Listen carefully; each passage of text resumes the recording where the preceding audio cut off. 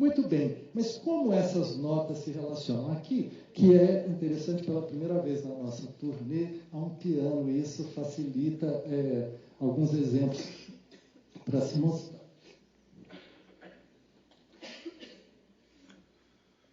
Wisnik, então, olha, vejam vocês. Essa nota mais grave do piano, vocês escutam até a ranhura dela, não escutam? Parece que a gente ouve, como é uma onda lenta, a gente ouve a vibração interna dela, enquanto essa aqui é um cristal, né, compacto, porque isso aqui são dezenas de milhares de vibrações por segundo, e tudo isso aqui é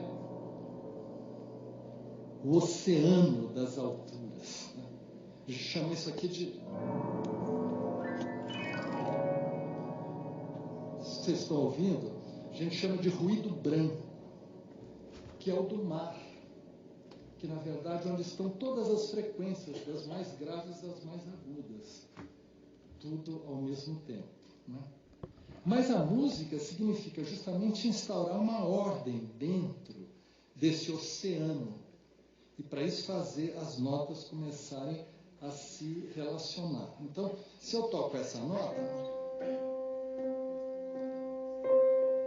essa outra aqui tem vamos dizer, uma relação de repouso, de consonância entre elas, parece que elas se entendem, né? Se eu tocar essas duas, tem uma tensão maior entre elas, tem uma birra qualquer, não é verdade? Se eu tocar essas aqui, né, tem um negócio, elas estão próximas, mas estão meio enfesadas. Né?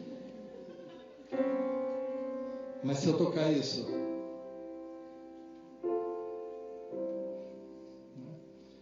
o que afinal faz com que haja essas diferenças? Curiosamente, são relações numéricas entre as vibrações, parentescos numéricos, o que nos ajuda a pensar, quer dizer, quando nós estamos fazendo música, ouvindo música, nós estamos fazendo cálculos, né? Cálculos complexíssimos, mas de maneira instintiva, direta, sem pensar nisso. Né? Quando um coral afina na nota Lá, que as vozes mais graves e as mais agudas todas podem cantar essa nota. Lá. Isso aqui, essa nota convencionada como centro de um coral, ela está em 440 vibrações por segundo. E o coral não precisa pensar na hora. Pessoal, vamos lá então em 440. Uma oitava acima, pessoal, 880. Ou então 220, uma oitava abaixo. Não se trata disso. No entanto, essas relações estão sendo feitas e reconhecidas. Portanto, onde é que isso está acontecendo? No cérebro. Que tudo isso, todas essas inter-relações estão se fazendo. Acho que aquilo que o Esper mostrou, que um músico, na verdade, treina e define é como se, por um lado, esses cálculos todos, eles fazem parte da matéria da música e vamos dizer, aquela pessoa tem que ter um grau de precisão em relação a essas relações todas, que são múltiplas e muito ricas. Né? É interessante a gente saber. Isso aqui, eu me admiro que os cursos de música não partam de ensinar isso aqui. Não ensinar isso é como se manter as crianças achando que são por causa das cegonhas que os nenês chegam. Mas é o seguinte, o som, ele emite, ele contém dentro dele, um som como esse, vibrações internas que têm outras notas dentro dele, como se fosse o prisma solar, a luz do sol refratada por um prisma, ela se divide em várias cores. Né? Um som também. Quando você tem uma nota como essa, um som fundamental, qualquer nota reverbera dentro dele essas outras.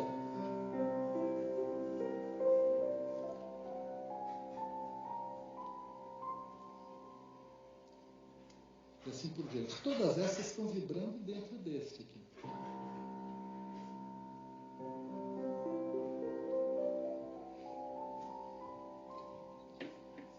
Isso a gente chama de a série harmônica. O som não é simples, não é só um feixe, quer dizer, uma camada de vibrações. Ele é um feixe vibratório em várias velocidades. O que define essa série harmônica? É a seguinte: se esta nota estiver vibrando numa frequência, por exemplo, de 100 vibrações por segundo, essa aqui é 200. A oitava, o intervalo de oitava é sempre o dobro do outro. A relação, e esse aqui, o terceiro harmônico é uma quinta, do, sol, que é uma relação de 2 para 3. Essa aqui, sol, do, que é uma quarta, é uma relação de 3 para 4. Essa aqui, de 4 para 5, terça maior, e aqui a terça menor. E assim elas vão diminuindo até ficar em intervalos mínimos. Então é um grande intervalo que vai cada vez mais diminuindo e formando esse feixe aqui. Isso acontece por quê? Porque as notas ressoam entre elas e têm, portanto, relações de simpatia, né? Essas aqui são simpáticas, são todas da mesma família, né? Então, por exemplo, eu vou mostrar para você, eu vou segurar essas notas aqui que fazem parte da família dessa nota, que é um dó, que eu estou tocando aqui embaixo. Se eu tocar esse dó,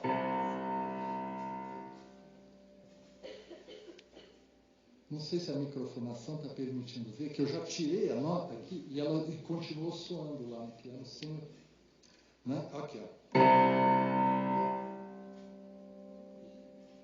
Quem é que está vibrando aqui? Não são essas que eu toquei, são essas que eu segurei. Vibrando por quê? Vibrando por simpatia. Os sons têm simpatia entre eles. E às vezes antipatias. Ou às vezes indiferentes. Então, por exemplo, esses aqui, ó. Esses aqui não fazem parte da série harmônica do dó que eu estou tocando aqui embaixo. Então, eu vou segurar agora esses. E tocar de novo o dó. Olha lá dentro. Indiferença absoluta. E aqui, ó. Animação, sim, estou com você. E isso porque justamente aqui estão as relações numéricas. São as notas que são o dobro, um terço, um quarto, daquelas, as relações mais elementares que formam o acorde perfeito maior. Por isso que é a base da nossa música, né, tonal. Quando a gente tem aqui, por exemplo, essa sonata de Mozart,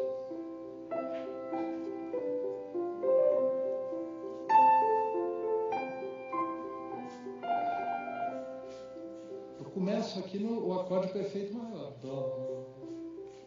A mão esquerda está fazendo um acompanhamento que é o acorde perfeito maior. Dó, mi, sol. Então estamos num lugar de repouso, né?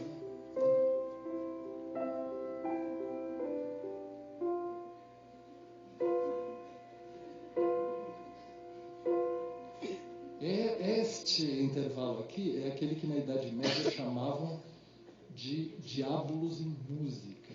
Entende? O diabo na música, como se o diabo tivesse entrado na criação divina para provocar tensão.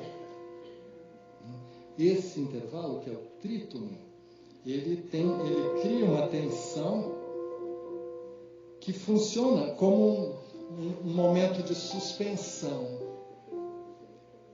que Mozart nos coloca e resolve.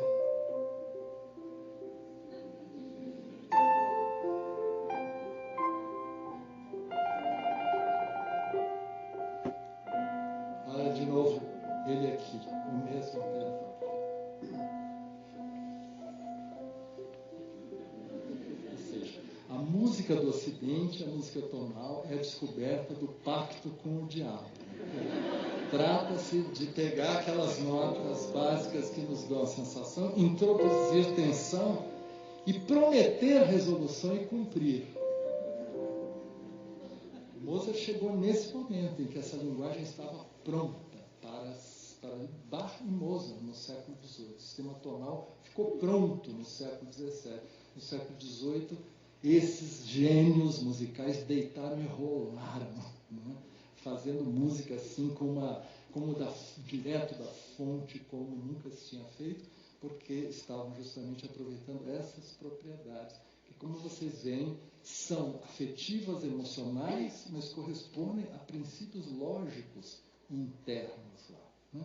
Os princípios lógicos são esses. Um intervalo de oitava é inteiramente consonante, e um é o dobro do outro, né? Por isso é como se a gente ralentasse num microscópio acústico, ouvisse essas vibrações bem lentas. Essa aqui, a oitava, vibra assim, que é o dobro. Enquanto uma vibra uma vez, a outra duas vezes. Ou seja, as duas se encontram sempre, como sendo uma só. Certo? Se eu pegar a quinta do Sol, já é uma relação de 2 para 3. Se a gente fosse examinar o ritmo das frequências que estão aqui dentro, enquanto uma toca 2 vezes, a outra toca 3. Entendem? Isso é uma tradução rítmica que a gente está fazendo da melodia. Isso já tem um certo rebolado dialético, entendeu? É diferente da oitava. E aqui a quarta, eu vou falar de 3 para 4.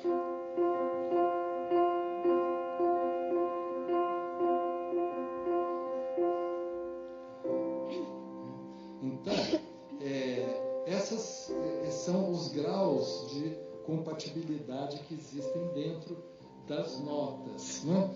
Por exemplo, se eu fosse fazer música só com oitavas, eu estaria só lidando com as relações de 1 para 2.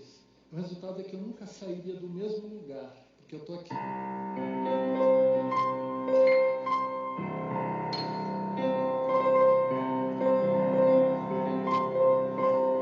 Se eu fosse tocar assim um concerto para oitavas, é uma música que, por mais que eu me esforce, né, compulsiva, obsessivamente, ela está sempre quase que num espaço estático, porque não há aquele salto que o número 3 dá, e que você tem com a quinta, porque se você fizer essa quinta, se você for fazer outra quinta, já é uma outra nota diferente, que não era nenhuma dessas duas anteriores. Então, os saltos de quintas produzem diferenças. Se você juntar todas essas notas numa mesma escala, você produz a escala pentatônica, tão comum em tantas culturas, tão universal e tão marcante, por exemplo, na tradição chinesa clássica.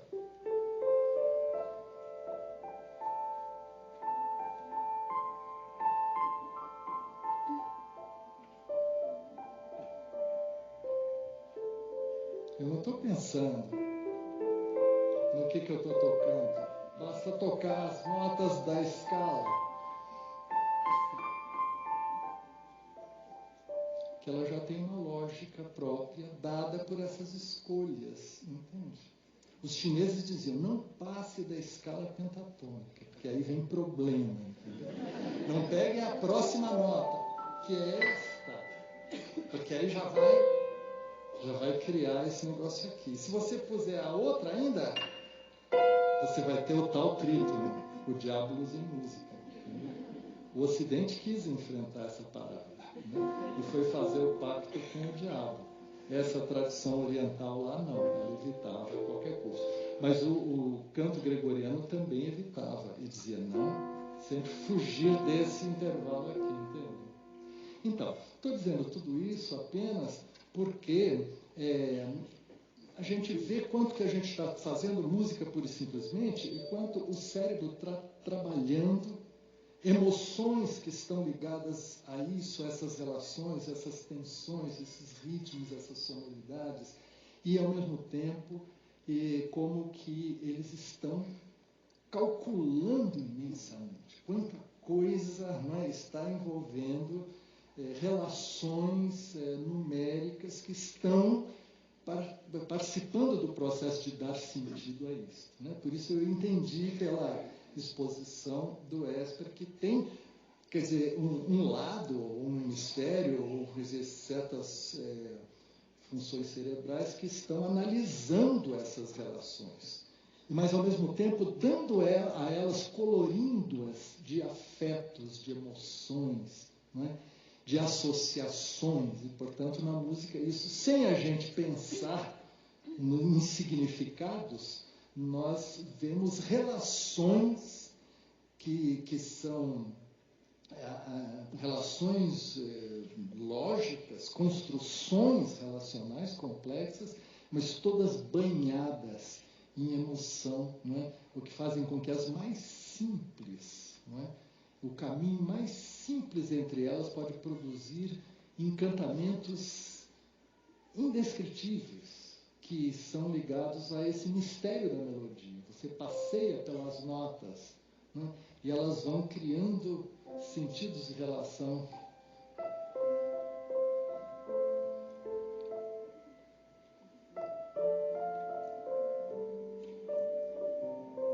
Nunca vi ninguém explicar por quê é tão forte uma melodia tão simples como essa. Ou então, eu toco com um dedo só.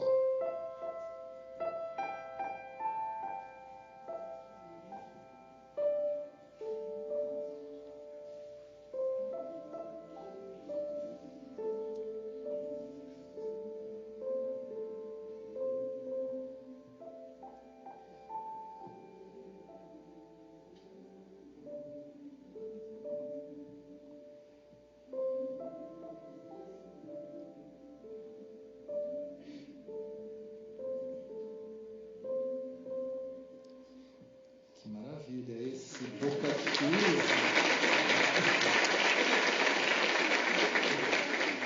essa boca que usa que nos acalenta, né? Com essa melodia. Eu conheço tratados de harmonia, tratados de ritmo, mas os tratados de melodia são tão incapazes de explicar isso aqui, entendeu? E isso faz sentido, sem que a gente possa traduzir o significado, né? Bom, valeria a pena. A gente selecionou um exemplo para ser mostrado, um exemplo gravado lá, que eu pediria então ao Bruno que soltasse, e é um exemplo onde a gente vai ouvir melhor essas relações entre intervalos, ou seja, entre a oitava, a quinta, o acorde perfeito maior, os intervalos melódicos e as durações, os ritmos que estão contidos nas frequências, né? Vamos ouvir então, por favor. Você está com ele aí no ponto para passar?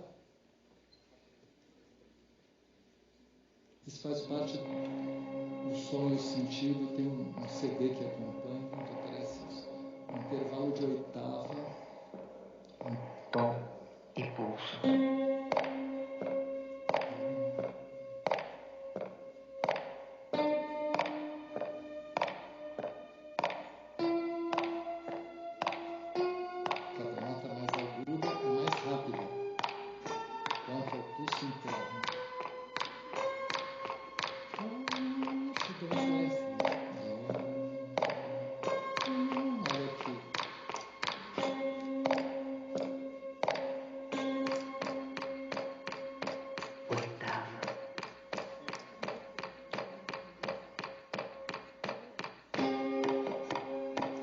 quinta aí, o rebolado dialético de novo. O sol.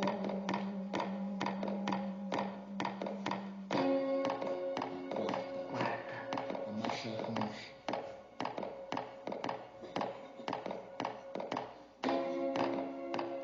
Terça.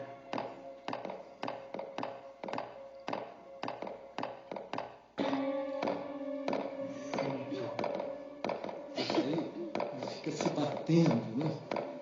Eles tentam se aproximar, se juntam, se separam, e agora eles se separam, tá vendo? Vai defasando, e aí, por tanto defasar, entra em fase de novo. É a segunda. Agora, o acorde perfeito maior. Olha que festa. Olha que dança está lá acontecendo.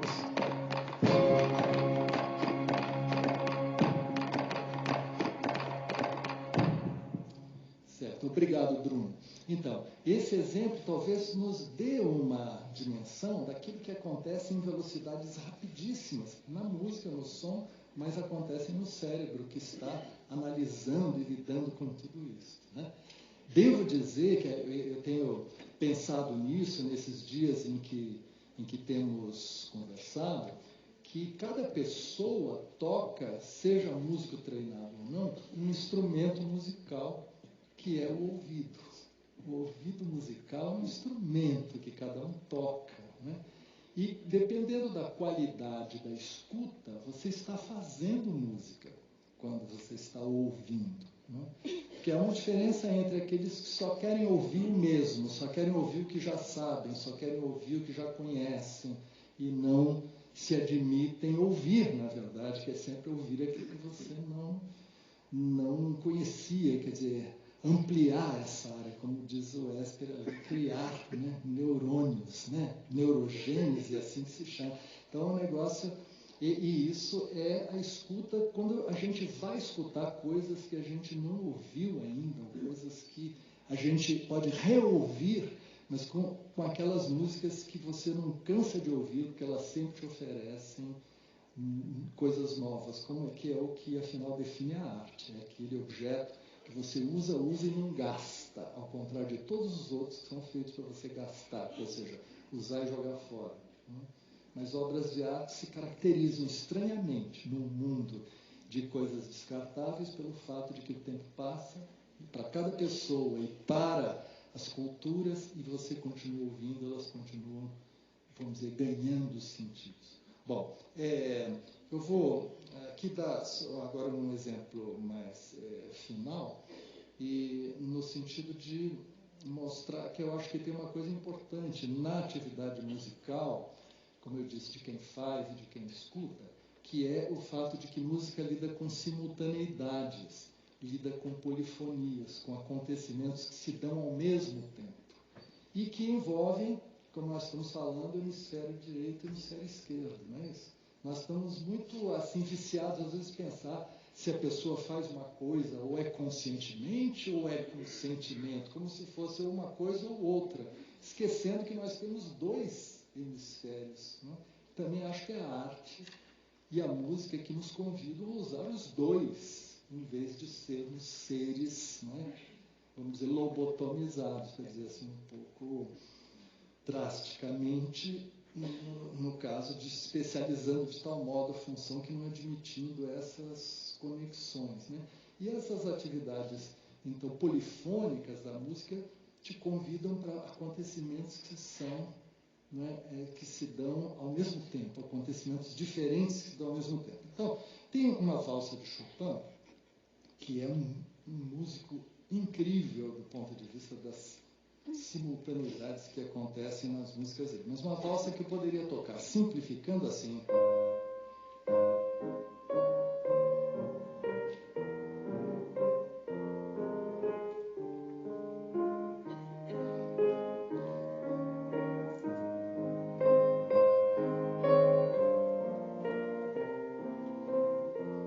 Eu estou fazendo uma simplificação didática dessa música, só para partir desse ponto que nós temos um ritmo ternário. 1, 2, 3, 1, 2, 3, 1. Que está aqui no acompanhamento, portanto, na mão esquerda, né? E a mão direita está dentro disso, tal como eu estou tocando. 1, 2, 3, 1, 2, 3, 1, 2, 3, 1. Muito bem. Mas só que a música, tal como ele compôs, não é exatamente assim. Ela é assim, quer dizer, ainda uma versão simplificada.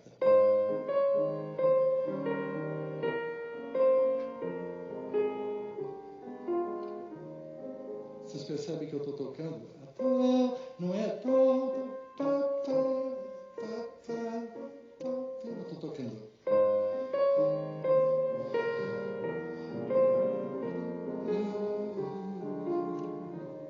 Ou seja, eu estou tocando a mão esquerda num tempo que é o da valsa. 1, 2, 3, 1, 2, 3.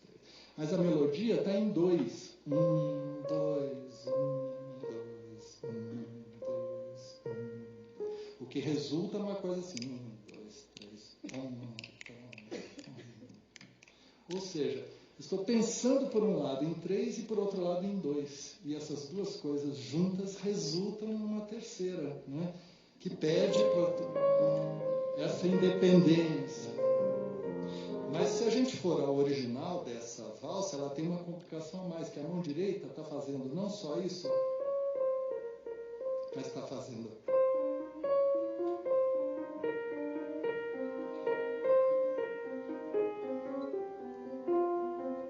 Ou seja, ela está subdividida, cada 2 está subdividida em 3, e em um grupo que dá, portanto, um conjunto de 6. Se eu tocar tudo junto, eu tenho pelo menos 3 acontecimentos simultâneos se dando, né? E fazendo isso.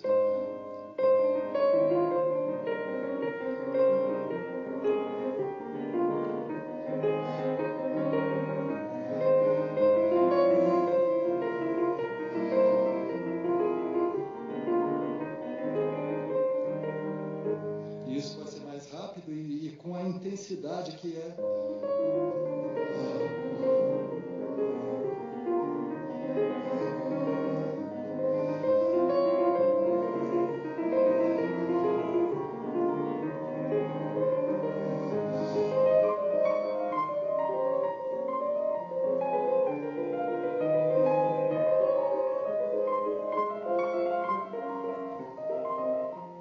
Ou seja, o que nós temos aqui são ondas em vários tempos, de vários tamanhos, todas superpostas, nos convidando para isto, né?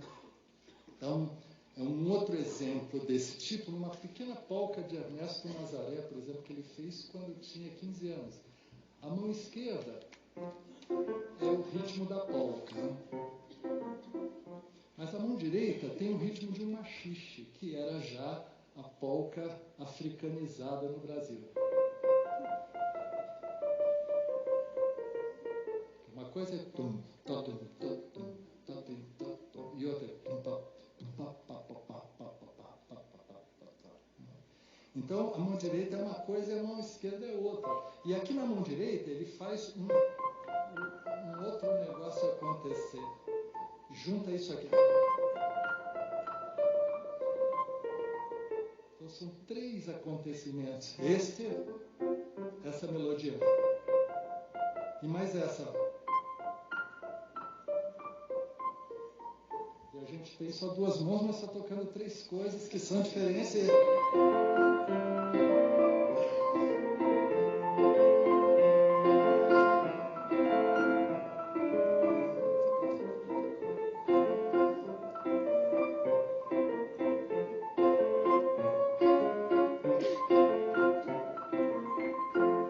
Ou seja, ele já está fazendo o ritmo como se fosse um tac-tico-tac, tico-tac, tico-tac, tico-tac, do pandeiro de um samba que ainda não existia.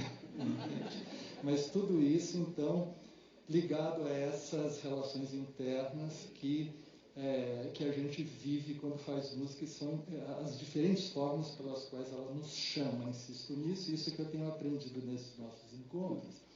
Há uma coisa que é própria da música e certamente própria também dos chamados que a arte nos faz, que é sermos mais plásticos e mais integrados, porque aquilo, se o Esper diz que a neurociência mostra que o cérebro desenvolve outras capacidades para poder tocar música, essas capacidades ficam à disposição para outras coisas, né? E, portanto, elas podem exercer essa plasticidade e esta, vamos dizer, essa independência, essa simultaneidade, essa maior integração em outras áreas da vida, né?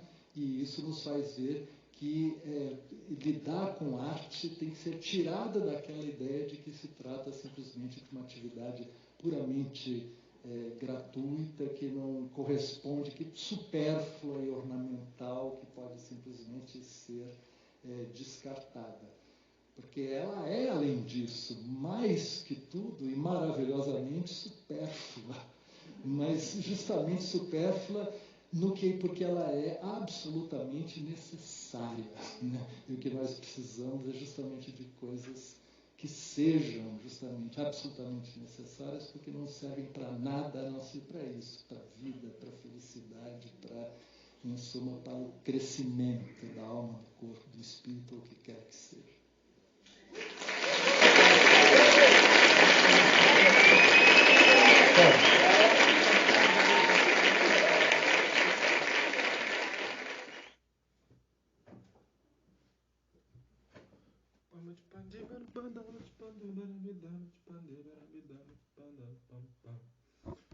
Isso daí foi uma palestra do Zé Miguel Wisnik no ciclo Arte e Ciência, que foi promovido pelo Banco do Brasil em 2015. Essa palestra foi em Belo Horizonte. Wisnik e Esper Carvalho. O nome da palestra era A Mente e o Poder da Música. O dia que foi, não sei, mas foi no segundo semestre, provavelmente.